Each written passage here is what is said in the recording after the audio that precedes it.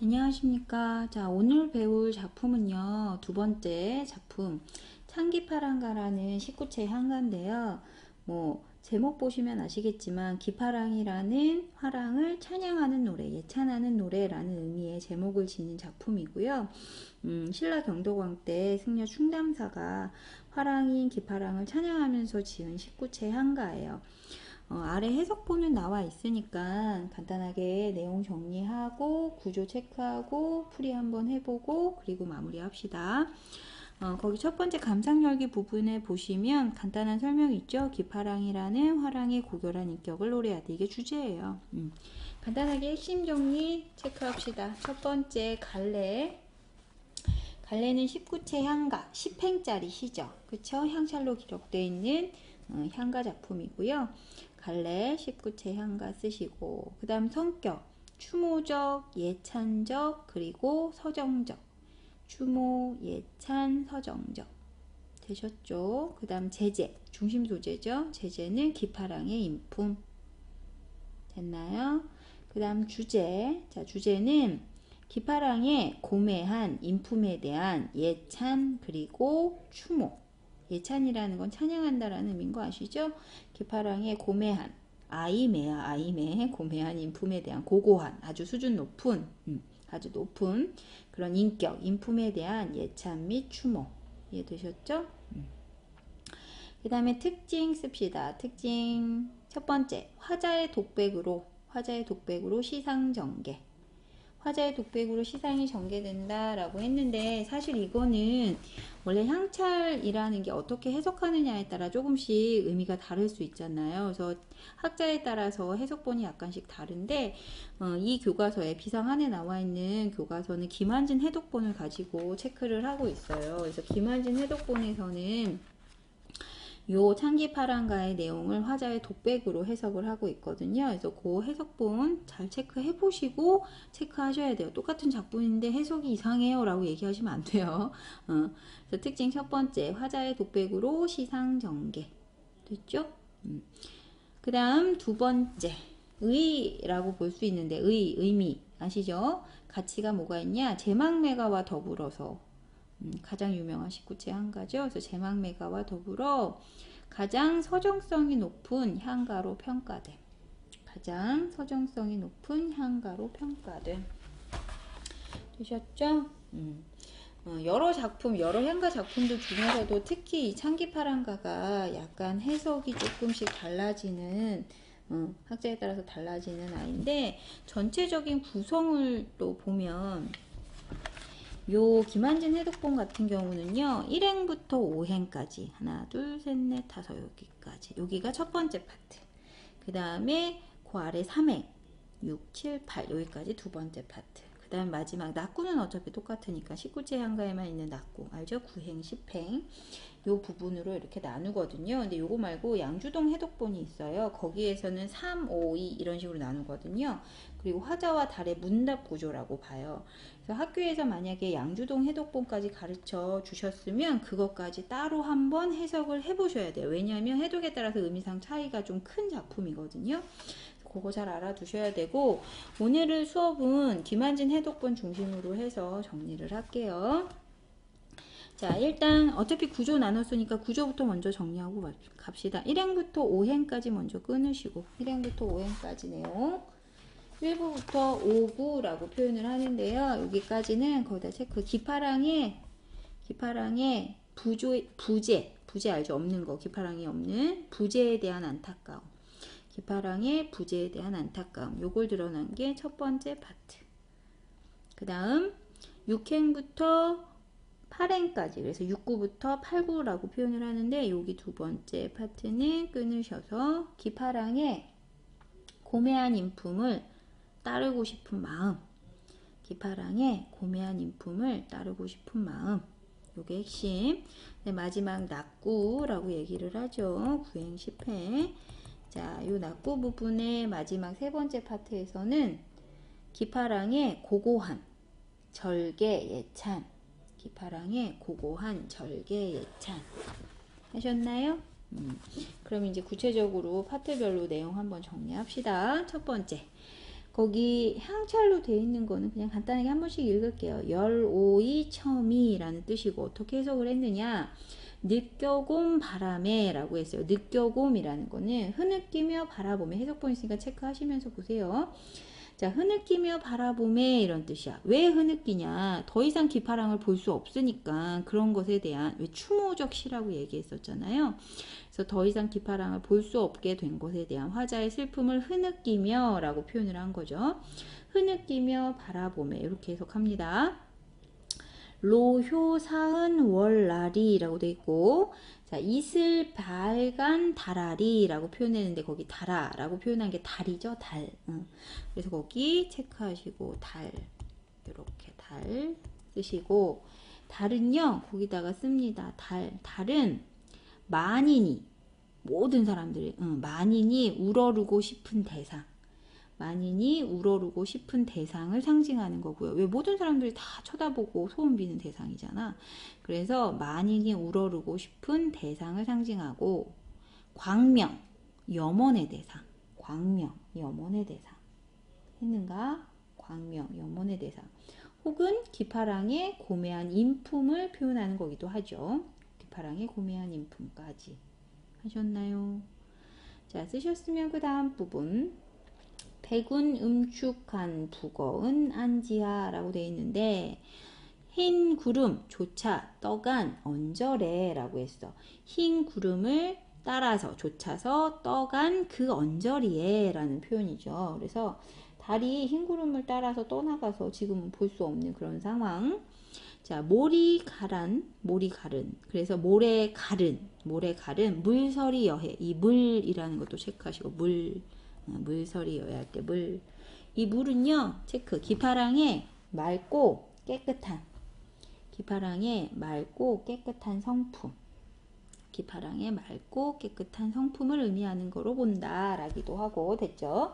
그래서 모래에 가른 그 물가에, 자, 그 다음 기랑에 라고 되어 있죠. 기파랑의 이런 표현으로 해석하시면 돼요. 그래서 기랑의 즈이 올시 수풀이야 라고 되어 있는데, 그 즈이 연음된 거라고 보시면 되고요. 원래 즈이라고 해서 모습이라고 해석하시면 돼요. 그래서 기랑의 모습이 올시 수풀이야 이런 뜻인데, 모습과도 같은, 보통 모습과 같은 그런 수풀이요 라고 감탄사. 이해됐죠? 기파랑의 모습과도 같은 그런 수풀이요. 이해되셨죠? 정리됐나요? 자, 거기까지 해서 첫 번째, 숲을 보고 기파랑의 모습인 줄 착각하고, 아, 기파랑 모습 같은 숲이로구나 라고 감탄사, 안타까움을 표현하는. 그래서 거기까지 첫 번째 파트 아까 얘기했죠. 기파랑의 부재에 대한 그런 안타까움을 표현한 부분. 그 다음 일오나릿이라고 했는데, 일오라는 냇물 이름이에요. 나릿이라는 게 냇물. 그래서 일오라는 이름의 냇물, 일오라는 그 냇물의 이름. 거기에다 제벽에라고 했는데, 이 제벽 자갈. 그래서 자갈벌에, 자갈이 쭉 그 펼쳐져 있는 그런 모래사장, 뭐 이렇게 보면 돼요. 그래서 자, 거기 해석 정되시죠? 이론의 자갈벌에서, 냇물 이름 자갈벌. 그래서 이 자갈벌은 시적 화자가 있는 공간, 됐죠? 시적 화자가 있는 공간. 그런 곳에서 낭이여 디니더시온. 자, 낭이 지니고 계시던, 낭이 가지고 계시던 이런 의미. 자, 마음이 가알 존나라죠 라고 했는데, 마음의 갓, 이것도 마찬가지 연음. 그래서 원래는 이렇게 갓. 그래서 마음의 갓을, 마음의 끝을, 갓이 끝이라고 해석하시면 되거든요. 마음의 끝을 어떻게? 존나라죠. 따르고 있노라.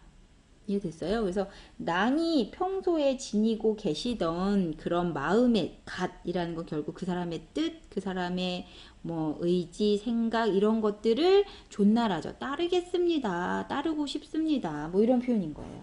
이해됐어요? 따르고 있노라 이렇게 해석하셔도 되고.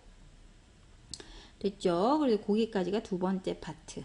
내가 1호라는 자갈벌에서 낭이 지니시던 그 마음의 끝을 따르겠노라, 좇고 있노라, 내가 그것을 따르고 있다 라는 마음인 거죠. 그래서 여기까지 두 번째, 기파랑의 인품을 따르고 싶은 마음 정리했죠? 기파랑의 인품을 따르고 싶은 마음. 자, 그 다음에 식구체 향가의 가장 큰 특징이 낙구라는 부분이었잖아요. 구행, 십행을 묶어서 낙구라고 하는데 이 낙구는 항상 뭘로 시작한다? 아야, 어즈버 뭐 이런 애들 있잖아. 감탄사, 아, 뭐 이런 애들. 그래서 요게 아야, 요게 낙구의 특징, 낙구의 감탄사. 식구체 향가의 형식적 특징이라고 보죠. 식구체 향가의 특징. 됐어요? 낙구의 감탄사는 식구체 향가의 특징을 보여주는 부분이다. 정리했죠? 되게 이런 것들이 향가, 특히 식구제 향가의 첫 부분에 들어가고요. 이게 나중에 우리 고려, 중엽, 말 이때 시작하는 시조 있잖아요. 시조의 종장에도 보면 보통 영탄법을 활용해서 그런 감탄사들로 시작하는 부분이 많거든요. 그래서 그런 것들의 시작이 되지 않았나라고 보기도 해요. 참고만. 그래서 낙구의 감탄사는 식구체 향가의 특징이다. 아야, 아으, 뭐 이런 거. 자식까지 노포라고 했는데 이 자식까지 체크하시고, 자식까지라는 거는 잣나무가지. 잣나무가지 높아서 보여요? 그래서 이 잣나무가지, 자식까지 체크하시고요. 자식까지, 요 잣나무가지는 기파랑의 지조와 절개. 그래서 고난, 역경에 굴하지 않는 기파랑의 고결한 절개. 다 쓰고 계시죠? 기파랑의 곱고 높은 지조, 고난 역경에 굴하지 않는 고결한 절개. 되셨죠? 요걸 상징하고요. 그 바로 아래 나와 있는 눈이라고 했지만 이것도 연음, 눈이죠, 눈. 그래서 눈이 모달 두 폴. 눈이라도 덮지 못할 그런 고깔이여 라는 의미인데 이 눈이랑 자식까지랑 서로 그치. 대조적이죠? 그래서 잣나무가지는 기파랑의 지조 절개, 높은 그런 고결한 절개를 의미하는 거라면 그걸 덮으려고 하는 거니까 이 눈이라는 거는 시련, 역경, 혹은 불의, 혹은 부정적인 그런 의미의 시어가 되는 거죠. 시련, 역경, 불의, 부정. 요런 눈이 눈이 덮지 못하는 그런 고깔이요. 고깔이라는 건 높이 꽂은, 그래서 하늘 높이 솟아있는 그런 잣나무의 윗가지 부분을 기파랑의 고깔처럼 보이는 거라고 표현을 해서 고깔이요 라고 표현을 한 거고, 해석은 나와 있지만 눈이라도 덮지 못할 고깔이요. 그래서 화랑의 우두머리요 라고 표현하는 거기도 해요. 됐어요? 화랑의 우두머리요. 그래서 여기 나오는 눈하고 자까지는요, 색채 대비도 돼요. 왜냐하면 눈이 흰색이고 자까지가 푸른색이니까 색채 대비 대조되는 그런 의미의 소재 알아두시면 되고요. 그래서 마지막 낙구, 구행, 십행 부분은 기파랑의 고매한 그런 절개를 예찬했다. 정리되셨죠? 그래서 거기까지 해서 체크해 두시고 각각 시어의 의미 알아두셔야 되고요. 이제 그거를 우리 뒤에 나와 있는 학습 활동 바탕으로 해서 다시 한번 정리를 합시다. 자, 거기 첫 번째 문제 보시면 다음 시어가 상징하는 바 체크해놔라 라고 되어 있죠. 앞에서 한 번쯤 했던 얘기인데 달은요, 먼저 거기다 씁니다. 달은 만인이 우러러보는 밝고 고귀한 존재. 됐어요? 만인이 우러러보는 밝고 고귀한 존재 하시고, 옆에 화살표 기파랑의 고매한 인품 비유. 됐죠? 두 번째, 잣나무가지 체크하시고, 잣나무가지. 시련이나 역경에 굴하지 않는 존재.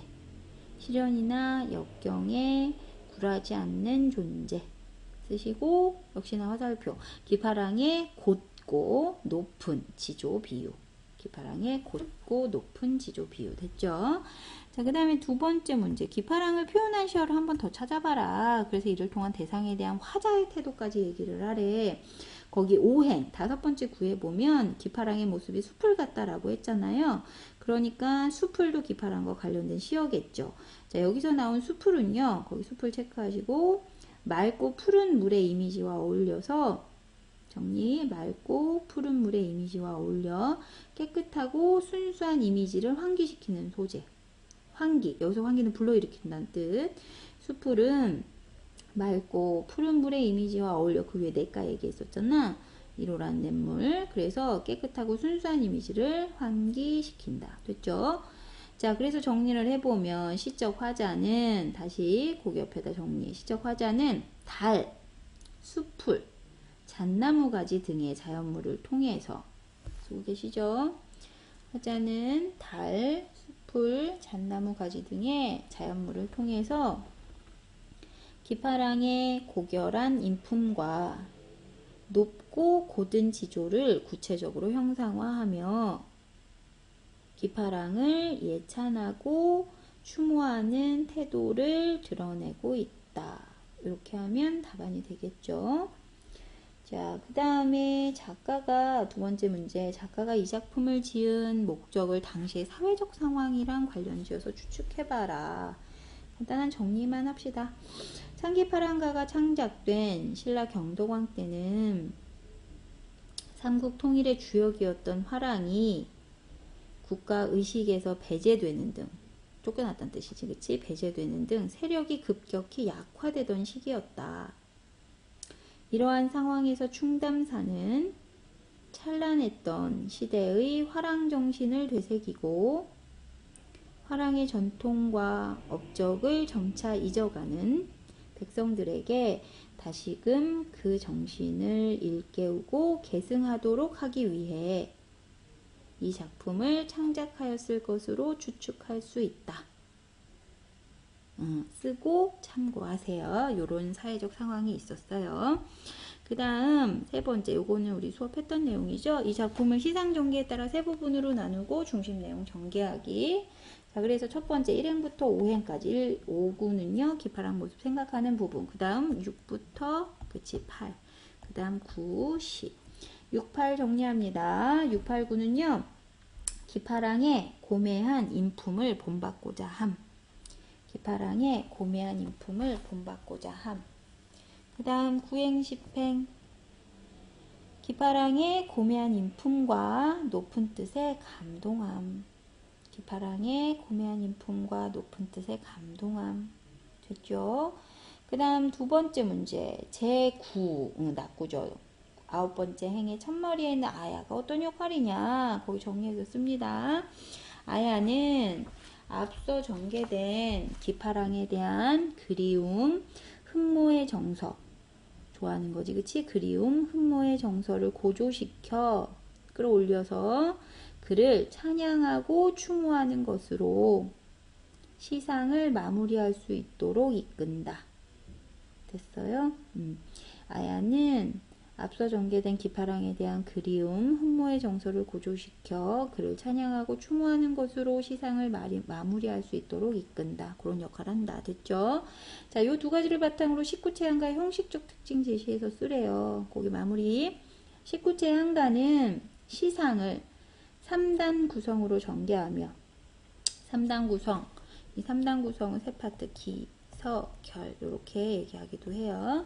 자, 19체 한가는 시상을 3단으로 전개하며 기서결, 결구의 첫 번째 부분, 제9구, 결구의 첫 번째 부분에서는 감탄사로 시작하는 낙구를 둠으로써 화자의 정서나 시상을 집약하며 마무리한다. 감탄사로 시작하는 낙구를 둠으로써 화자의 정서나 시상을 집약하면서 마무리한다. 됐죠? 그 다음 뒷장 넘기시면 그 다음 장 이 작품의 표기 방식과 관련해서 한국문학의 범위 정리해라 라고 되어 있는데요. 자, 거기 백 나와 있죠. 백. 그리고 아야 나와 있어요. 각각 뜻 정리해 줬고요. 소리하고 뜻, 그리고 나서 현대어 풀이 요렇게 흰, 요렇게 갔다. 자, 요걸 바탕으로 해서 이제 향찰식 표기를 지금 해석을 해준 거잖아. 요걸 바탕으로 향가의 특징 써라 이 얘기거든요. 거기 옆에다 쓰세요. 우리말 희는 한자 백에서 뜻을 차용하고 우리말 희는 한자 백에서 뜻을 차용하고 우리말 아아는 한자 아야에서 음을 빌렸던 뜻이지 음을 차용하여 표기했다. 백은 뜻, 아야는 이해됐죠? 자, 이처럼 향가는 우리말을 온전하게 표현하기 위해서 한자의 음과 뜻을 차용한 향찰로 표기되었다. 이거는 이쪽보다는 국어학 쪽에서 문법할 때 더 많이 나오죠. 정리됐나요? 자, 그 다음 2번 4-2를 보시면, 자, 요걸 바탕으로 해서 향찰로 표기된 향가를 한국문화로 볼 수 있는 이유가 뭐냐, 그거 쓰란 얘기죠. 정리. 훈민정음이 창제되기 이전까지 우리는 우리말을 기록할 우리의 문자를 갖지 못했기 때문에 어쩔 수 없이 그 시대에 통용되던 표기 방법을 택할 수밖에 없었다. 이런 관점에서 볼 때 향가가 비록 한자의 음과 뜻을 차용하여 마련한 표기법에 따라 기록되었지만 우리의 선조인 신라인이 작자가 되어 그들의 삶을 형상화한 것이므로 한국 문학이라고 할 수 있다. 그렇게 볼 수 있다는 얘기죠. 그 다음에 요거 말고 역시나 또 자주 나오는 팔구체향가, 모죽질향가가 나왔어요. 두 개를 같이 묶어놓은 이유는 상기파랑가는 기파랑이라는 화랑의 정신세계 고매한 인품을 예찬한 거고, 모죽질향가 같은 경우는 죽지랑이라는 역시 화랑의 그런 함께했던 과거를 추억하면서 다시 만나기를 소망하는, 이것도 예찬적 성격의 그런 향가 작품이거든요. 그래서 같이 묶어서 잘 나와요. 요거 부분 거기 옆에다가 핵심 정리하고 내용 한번 봅시다. 이번에는 양주동 해독본이 나왔죠. 갈래는 팔구체 향가, 갈래 팔구체 향가. 얘는 8줄짜리. 이해됐죠? 그 다음 성격, 추모적, 찬양적, 서정적. 추모적, 찬양적, 서정적. 제재 죽지랑, 제재 죽지랑. 그 다음 주제, 죽지랑의 인품에 대한, 있어요. 죽지랑의 인품에 대한 사모, 그리고 그에 대한 추모. 죽지랑의 인품에 대한 사모와 그에 대한 추모. 특징 2가지만 씁시다. 첫 번째, 화랑의 세계를 보여주는 작품. 두 번째, 주술성이 없는 순수 서정시. 대상에 대한 추모의 정이 극진함. 다시, 주술성 없는 순수 서정시. 대상에 대한 추모의 정이 극진함.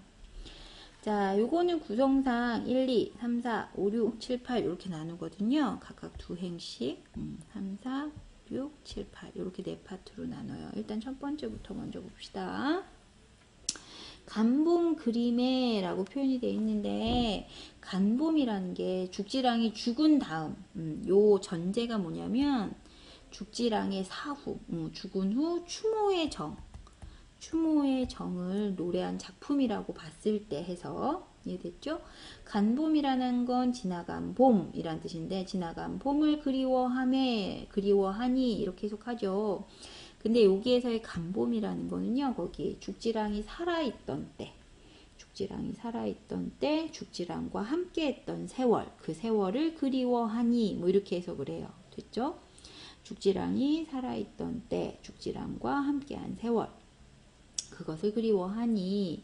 그 다음 모든 것아 우리 시름이라고 표현했죠. 모든 것을 울게 하는 그 시름. 왜? 그 사람을 잃었으니까 그것에 대한 그 사람을 그리워하는 그 마음 때문에 너무너무 시름이 있고 슬프다. 뭐 이런 표현이거든요. 모든 것아 우리 시름은요, 죽지랑을 그리워하는 마음에 세상의 모든 것이 그의 죽음을 슬퍼하는 것 같다. 뭐 이런 표현. 그래서 여기 1, 2, 9 부분은요, 여기 사별에 대한 슬픔 하셨어요? 사별에 대한 슬픔.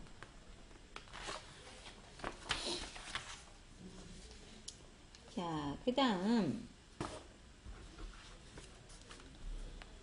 자, 3행 볼게요. 아람 나토 샤온 즈이, 똑같은 즉 모습, 즈이 살쫌 디니디어 라고 되어 있는데, 아람 나토 샤온이란 표현은 아름다움을 나타내신, 아름다움을 드러내신, 아름다움을 나타내신 즈이, 그런 모습이, 용모가 살쭌디니죠. 그런 모습이 주름살 지는구나 이렇게 해석을 했죠. 주름살, 주름살을 지니려고 하는구나. 이게 무슨 얘기냐면 살아생전의 그 모습을 살아생전의 모습을 회상하는 살아생전의 모습을 회상하는 그런 부분이라고 봐요. 그래서 죽지랑의 인품 그리고 그 모습을 회상하는 부분이라고 보고요. 거기 묶어서 3, 4행은요. 그래서 3, 4, 9 죽지랑의 모습 회상 살아생전의 죽지랑의 모습을 회상 됐죠? 그 다음 눈 돌칠 사이에 눈을 돌릴 사이라도 아주 잠깐 아주 눈 깜짝할 사이 그런 의미거든요. 눈 돌릴 사이라도 눈 깜짝할 사이라도 그 다음 맛보 앞뒤지올이 만나보기가 참 어렵구나 만나보기가 참 힘들구나 맞다웃기 지올이 그러니까 만나보고 싶구나 만나보기 이루리 아주 잠깐 아주 눈 깜짝할 사이라도 만나봤으면 좋겠다 이런 의미라고 보는 거지. 아주 짧은 시간만이라도 만나보기를 맛보 앞뒤 만나보기를 만나 뵙기를 바란다. 그랬으면 좋겠다 이런 의미 이해되셨죠? 그래서 거기 이 부분은 세 번째 파트 그래서 5, 6 5, 6, 9 정리합니다. 재회에 대한 기대, 소망 재회에 대한 기대, 소망 했어요.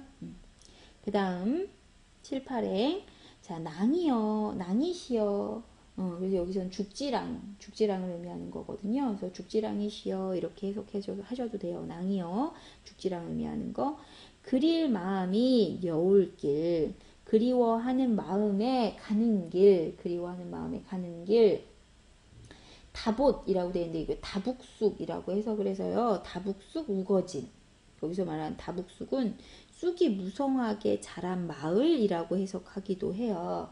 그래서 쑥이 우거진 마을에서 잘밤이시리라고 표현하는데 해석은 자, 저 세상에서라도 왜냐면 이 다북쑥이라는 게 무덤이라고 해석할 수 있거든요. 그래서 쑥이 우거져 있는 무덤.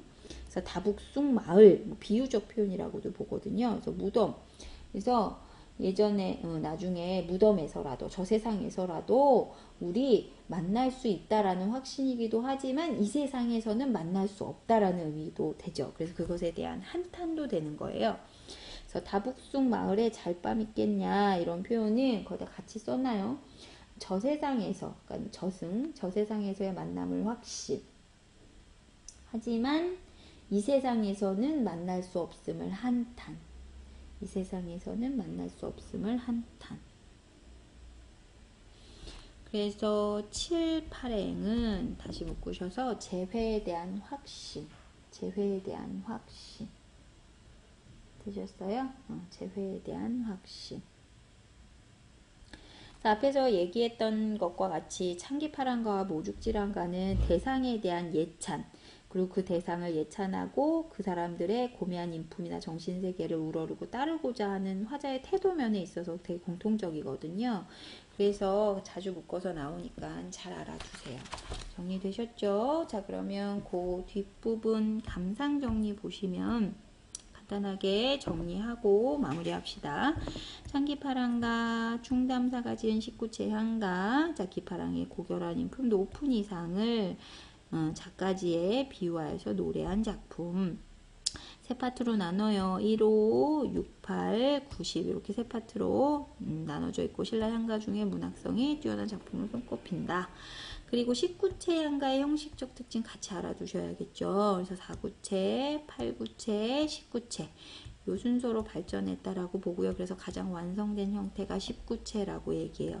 19체 향가는 보통 얘는 아니지만 보통 4, 4, 2 이렇게 세 파트로 나눈다고 보고요. 마지막 낙구 90행의 아으라는 감탄사가 사용되는 게 형식적 특징이다. 이런 감탄사 사용이 나중에 조선에서 이제 주로 활발하게 이루어졌던 시조, 가사에서 마지막 부분 낙구에서 이어져 있다. 그렇게 연결이 됐다. 라고 이제 보는 게 형식적 특징이에요. 정리되셨죠? 꼴까지 해서 정리해 두시고요. 이 작품은 여기에서 마무리하도록 할게요. 고생하셨습니다.